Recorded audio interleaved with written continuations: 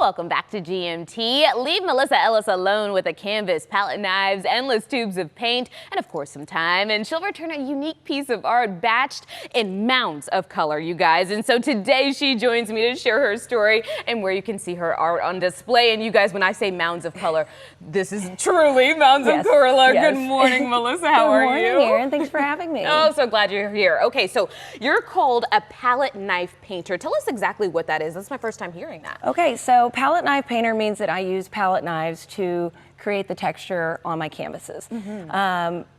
Most people typically use brushes, and you can do impasto work with brushes as well, but I hand sculpt all of these pieces that you see here with palette knives, starting with the mounds and mounds of paint.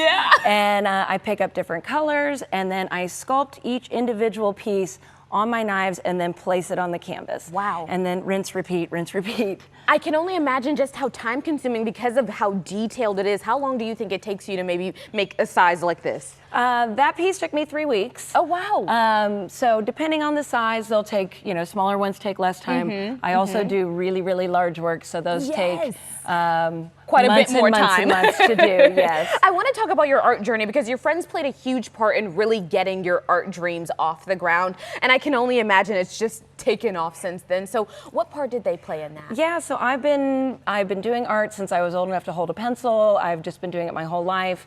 And then I went to LSU and I went for art history because I thought, who makes a living as an artist? So I'll go the curatorial route. And I had to take studio classes. I took sculpture, woodworking, jewelry smithing, but I'd always wanted to paint and I'd never painted before. And but apparently I talked about it a lot. So for my 21st birthday, my friends got together, threw me a huge surprise party, and they bought me paintbrushes, canvases, one of the easels I still paint on today. Wow. And they said, you've been talking about it, let's see you do it. So wow. That's how I got started in painting. Listen, if your friends is not doing that and pushing you towards your dreams, you need to get new friends. That is amazing. Still my best friends today. I was about to say, are you still in touch with them? That is awesome. All of them, yes. That is awesome. Okay, so then my question to you is that because they're so colorful, what do you hope, or what emotion do you hope to evoke when people see your art? For me, painting and creating art just gives me the most joy. And so I love color and texture, and I hope that it conveys joy and happiness, and I really hope that it evokes a sense of imagination and wonder in the viewer, that I see certain things in the shapes, but there's no right or wrong answer. So what does it mean to you?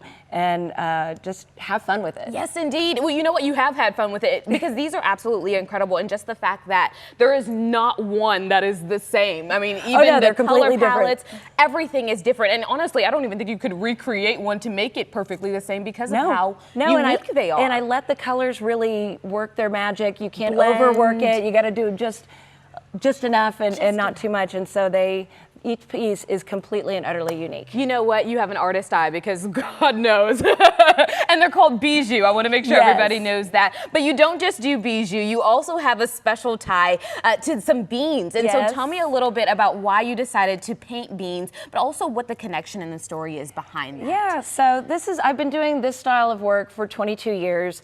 And during the pandemic, we found out that my mother was very ill with a horrible battle with dementia. And I was her full-time caregiver. And I was creating all these pieces and had projects. And I was a little stressed and needed to kind of decompress a little.